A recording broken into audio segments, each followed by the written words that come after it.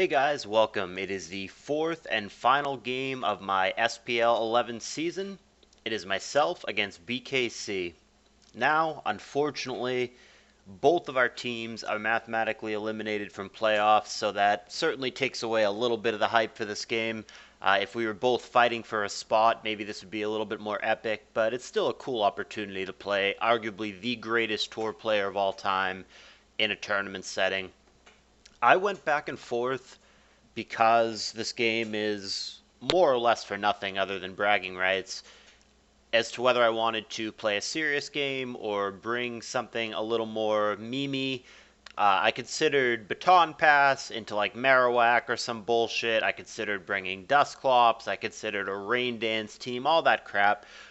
But even though Kevin and I are friends and I don't think he would necessarily be offended, I didn't want him to take it the wrong way if I brought some stupid cheese. And I also didn't want any of my teammates to take it the wrong way because maybe they don't know that Kevin and I are longtime friends. Maybe they would think that I'm not trying or I'm fucking around or whatever if I bring some stupid teams. So I don't want my manager to regret playing me or think that I'm giving away a free win or something. So in the end, even though I definitely thought about a couple of funsies things that I could do, I decided to play a real game. So the team that I used is in the description. I have made a couple of changes to it after the fact, but we will go over that later. But basically my thought process was that I've brought spikes every week, and probably as a player I have a reputation of bringing spikes, so I made a point to not bring spikes this week. And then I also know that Kev likes Skarmbliss a lot in general, has brought a lot of Skarmbliss this tour, and is likely to Magneton against me because he also likes Skarmag a lot in general because I've been running so much spikes. As such, I'm going to not bring spikes to make his Mag worse. I'm going to go double Trapper to make my Dugtrio hit his Magneton and hopefully his Blissey. And yeah, I mean, that was and I'm going to bring Mag against his Skarm. So all those things were pretty much the plan. I'm going to need a good matchup and some things to cooperate in order to have a chance to beat BKC, but that was my base strategic thought process. So here was the game, and I'm going to switch it up to put myself on the bottom. Like I said, the team that I used is in the description if you want to check that out. So I've got a Zapdos on a Coon, and that's going to immediately prompt him out. And right on turn one, I went for the T-Wave just to be uber safe, just generically, whether it hits a Lax, a Bliss, whether he goes to a Metagross. I mean, the worst thing is he switches to an Immunity, right, and then I just BP out. So, I mean, T-Wave there is just a generically safe play because obviously he's not going to stay in that situation. But right on turn one, when he leads Coon and then he goes to Blissey, clearly a defensive team. It immediately reminds me of that M-Dragon World Cup team, which I've used a million times. The Coon, Bliss, Gengar, Doll, Skarm, Dugtrio team that has been around forever. Just a sturdy tournament team. I don't necessarily like it as much today. I think it needs some updates, needs some tweaks. Sometimes in certain matchups, it could be a little bit overly do nothing. It has a hard time removing things like Snorlax, especially when it's paired with Mag, but it's still a good team, and it's stood the test of time as well as it has for a reason. So right on turn one, I'm thinking it's probably something like that, which makes sense strategically for BKC to use against me because he believes, rightfully, that he's the better player. So if he just plays something safe and sturdy, he can probably grind me out and not take too many chances. Offense versus offense is probably one of the ways that BKC could potentially lose to me because when it's just both players throwing haymakers, more likely to get crits, freezes, whatever nonsense. It adds more variance to the game potentially, and that's what he doesn't want to do if he believes that he's better than me. So I got the Zapdos in against his Mence here, which gets rid of my theory that it's the team that I thought it was. That team does not have a Mence. I go for Hidden Power just in case he gets cute. That was HP Ice. Obviously, BKC is not bad enough to stay in and let that happen. I go to Celebi here just because it's generically safe. Goes for Seismic Toss, no harm, no foul. There's no sand right now, so Celebi and Blissey and Coon, everything really, is very bulky. And he's going to show me Ice Beam. He did have a crit opportunity there. Had he crit me, it would have killed Celebi. Obviously, I'm glad that it didn't. And it's going to be an obvious recover turn for me. So he takes the opportunity to get in the Salamence, which as of this time has not shown me anything. So I go to the bulky water in Swampert, and this is really, really bad. So he's going to immediately crit me. Based on that damage, I know exactly what I'm looking at. I know that I'm looking at a Choice Band Salamence. There's no other Mence that does that amount of damage with Hidden Power. That crit is really unfortunate because this team is maybe a little bit shaky against CB Mence to begin with. That's one of the changes based on this game that I subsequently made. I changed it from a Mono Pert to an Ice Beam Pert.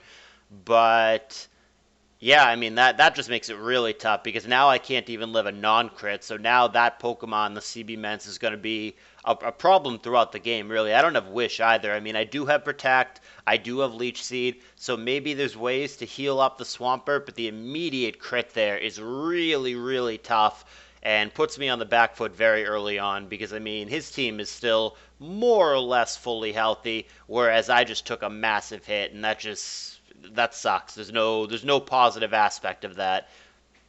So I'm going to protect here for lefties because there's no reason not to. Obviously, he's going to stay in. And at this point, after I gain the lefties, I have to get out of the way since I would die to a non-crit. So I know that it's HP Flying. Zapdos comes in to resist that. 32% is still a decent chunk. It's a semi-bulky Zapdos, as you can see in the description. And yeah, I don't really, because I have no spikes, I don't really have any way to force the action here. There's nothing preventing him from just going to Bliss. So instead, I take the opportunity to Baton Pass up and get double lefties on Swampert. He's going to go to Mag, so if I wanted to, I could actually go for triple lefties here. But the obvious play from my end is to switch to Mag. That's the whole point of Double Trapper. If he happens to scout for that, or have YOLO Scum, or go to Doug, or anything like that, good on him, but he does not. He does just go straight for spikes. Magneton gets him, and I take the 6-5 advantage here. Now, what would be awesome, and I'm surprised that BKC doesn't play around this, but good on him. He does not play around Protect, which, I mean, granted, if I have Protect, it's not the end of the world. It just probably forces a switch from him. A lot of Magneton do carry Protect.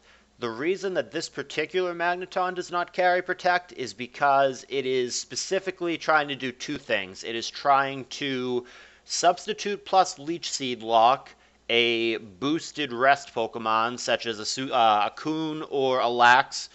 It doesn't even necessarily have to be Last Pocoon or Last Lax, but even better if it is. But you can sub plus Seed lock either of those pokes indefinitely, so that's great.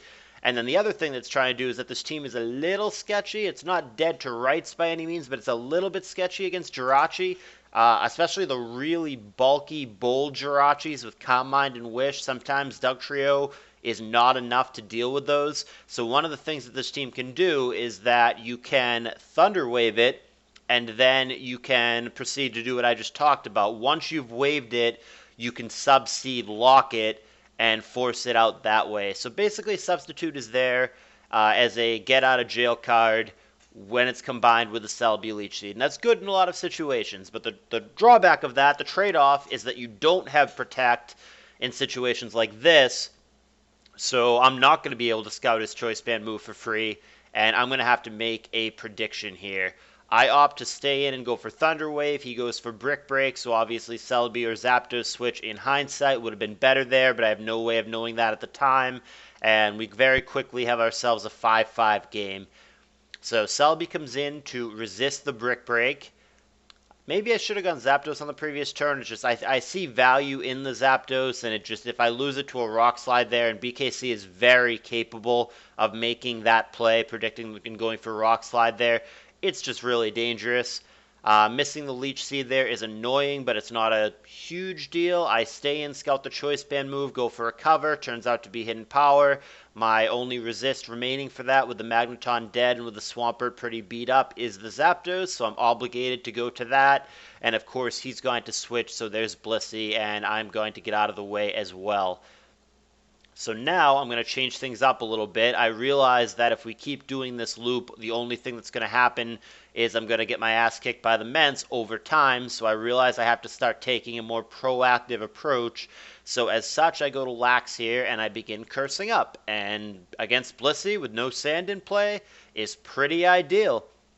So I'm going to go for a second curse here. I do not have Earthquake, as you can see. I do have Shadow Ball, but the returns are pretty devastating here. So he's going to go for Thunderbolt, which is 31%. I'm going to get him for return 56%, and I've got another return coming after I eat and hopefully don't get crit or parried by a Thunderbolt, which I do not.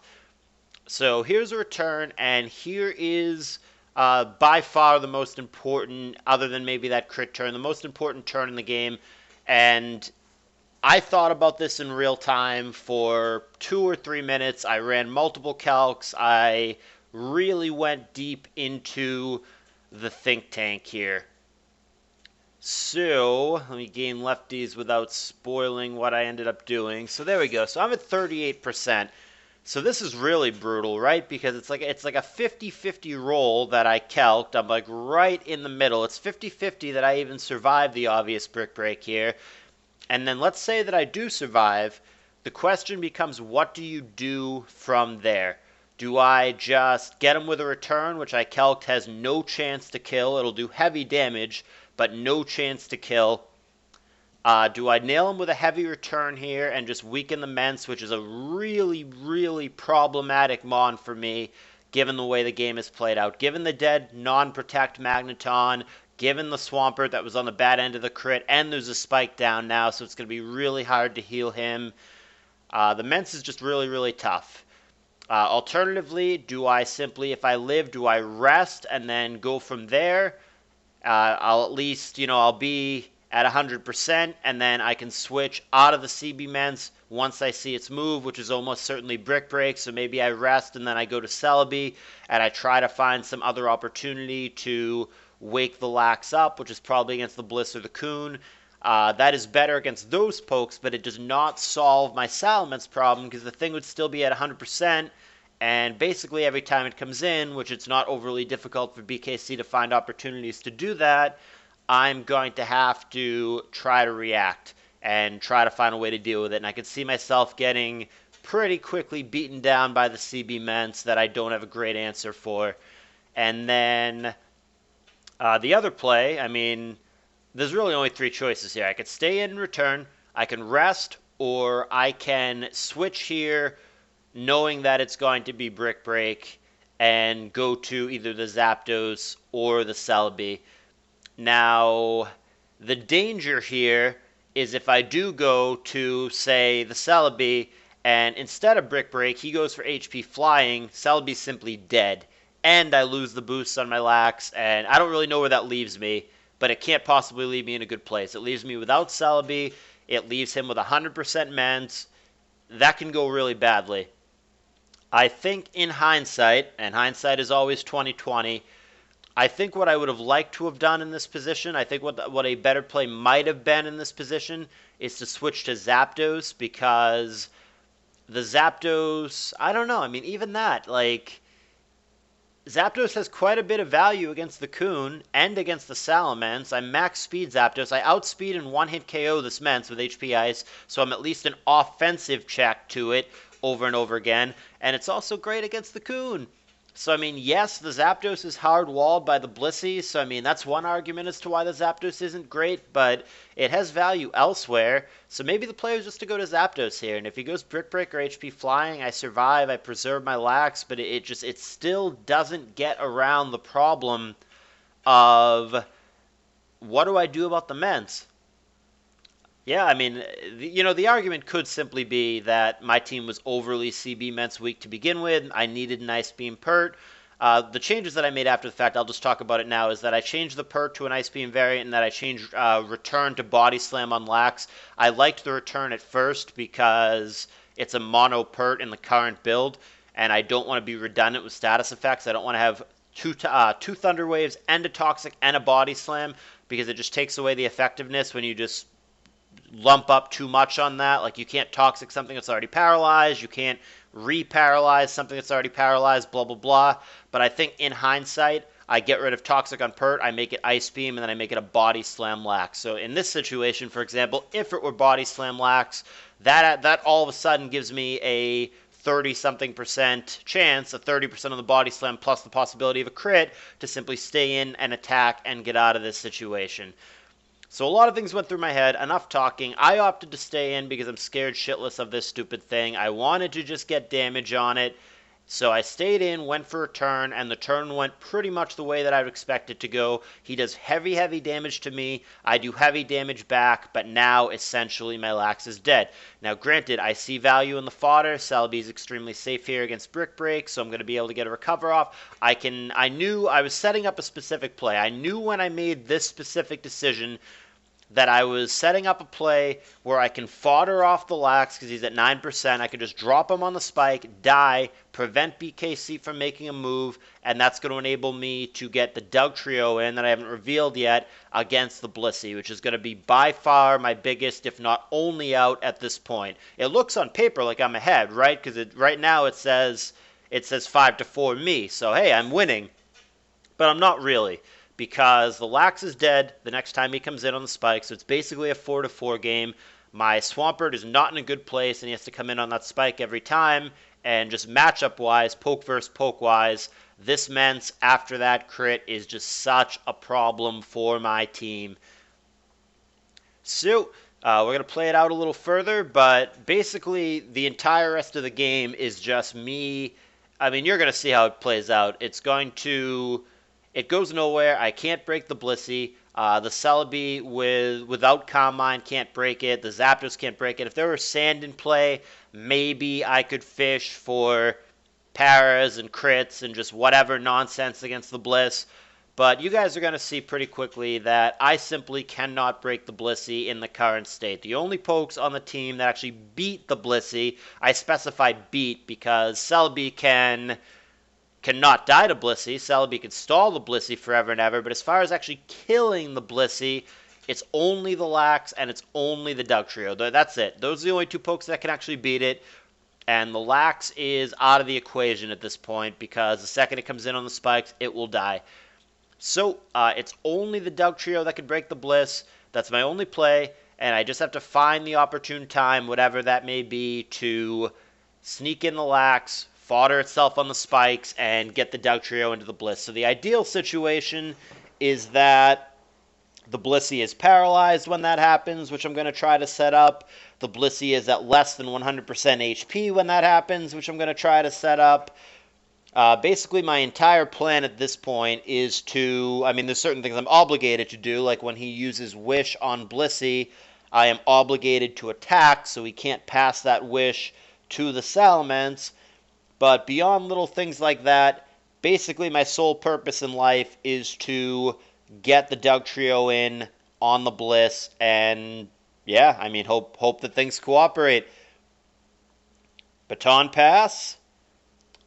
There's Celebi. We don't go for it quite yet, but I'm going to set it up a little bit later.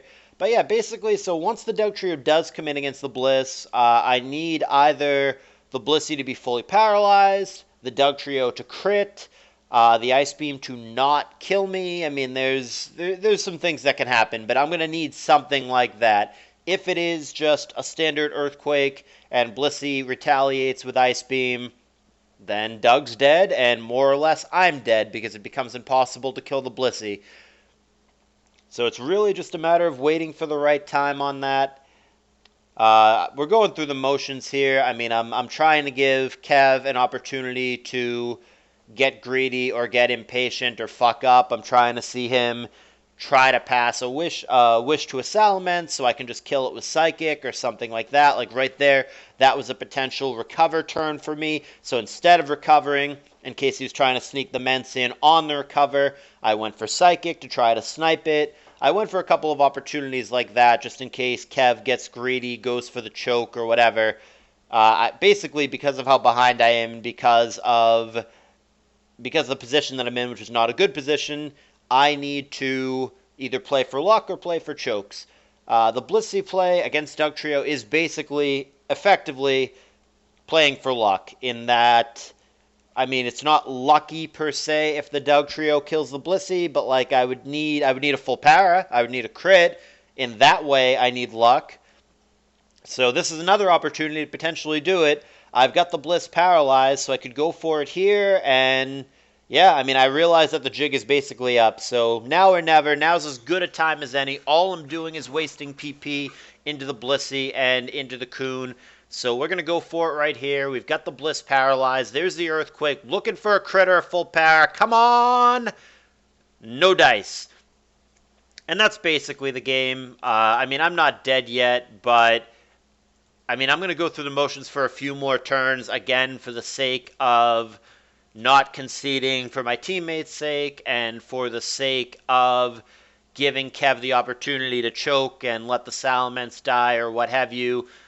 But this is just going to be a few turns of going through the motions, and I think I end up conceding on turn 60-something after going through the motions for a little while longer. Again, just to give him a choke opportunity, just to fish, maybe I can get running crits or whatever. I mean, if there's any out at all, you always play for it. You're obligated to in a tournament game, especially a team tournament game.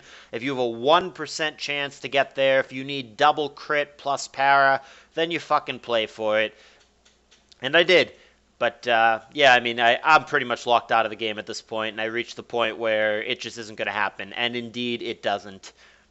So as you guys watch the finals of this game, I'll just sum up my SPL as a whole. So my record was 1-3, which is not a great record, but like I said in my post, in the Week 9 thread, which you guys can check out if you want, it's really not that exciting, but I would say given the extremely high quality of my opponents, so I had Marco, Alexander, Tama, and BKC in that order. So we're looking at SPL's best ADV record last year. We're looking at an ADV legend who made the finals of the ADV Cup this most recent time. We're looking at the most recent ADV champion, ADV Championship champion in Alexander. And we're looking at BKC, who is just one of, if not the best competitive player, period, of all time.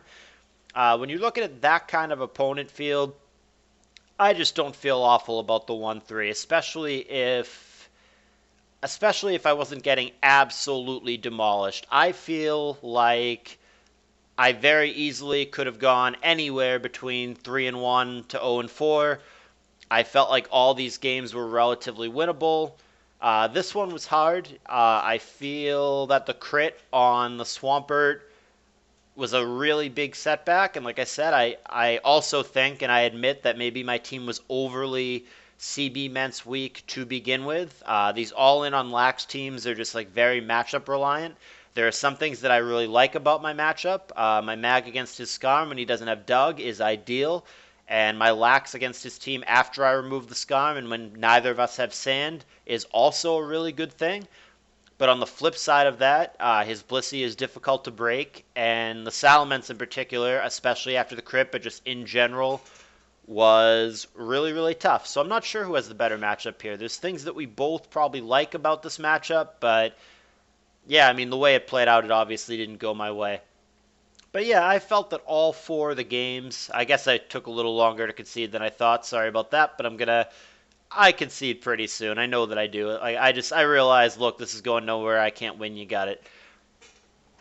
But anyhow, yeah, I thought that all the games were winnable. Like the Tama game, for example, it came down to a 50-50 protect. Had I won the coin flip, I think I had a very, very high mathematical chance to win that game. The Marco game that I lost was my own fault. I screwed up in the middle with the T-Tire sequence that I talked about in that video. There was also some variance, with Sandvale and all the crap that can happen with that. But I felt like that game was also very winnable. The Alexander game, I probably should have lost, but it was obviously winnable because I did win. But obviously, I probably should not have won that game. There's just a lot of RNG in best of one Pokemon. But basically, even though I went 1-3, which is not a good record, I felt that I was competitive. I felt that I was in the games. I felt that I held my own. I felt that the games were winnable, and I easily could have gone, 2-2 instead of 1-3. Something like that, which against those kind of opponents, 1-3, I mean, it's not good, but I can live with it. And 2-2, I would have more than left with it. I would have slept like a baby with 2-2 against those opponents. So yeah, man, I hope that my performance, not that anyone looks at anything other than the numbers, so it probably won't, but in an ideal world, I hope that managers and teammates and retains or whatever, I hope that people actually watch the games and actually watch me play and say, hey, he was in these, he did decently, maybe he's good enough to be a sub or something. And I hope I get picked on a team next year, even if it's not as a starter. Because like I said, I don't know that I'm as good as my 4 opponents, but I don't think they are so much better than me to where I shouldn't even be considered. I think I can at least hold my own, and I don't hate my performance. I obviously wish my record had been better, but I'm not going to lose sleep over it. Alrighty, so that was my SPL 1-3, concluding with this loss to BKC. Like I said, unfortunately, both my team and his team did not make the playoffs, so that's rough. This video is being recorded the day after the game happened, so no playoff games have been played. I don't know what's going to happen. I wish the best of luck to the 4 teams that did make playoffs. I've got friends on almost all those teams, so I'm obviously hoping that those guys do well. And as far as you guys, the viewers, I just want to remind you guys that Pokemon Perfect League is going to be taking its signups at the end of this month. I'm going to really try to make this a fantastic tour. We're spending money on logos. We have relaunched, rebranded, new format, new structure. There's going to be quality managers in this thing. I really think this tour has potential to be something special, and I really want you guys who watch this channel, if you have any interest at all in competitive Pokemon, to give this tour a shot. I really, really think it's going to be great, and you're going to like it. Alrighty, guys, thank you for watching. There will be more content on the way in the future. I will see you guys soon.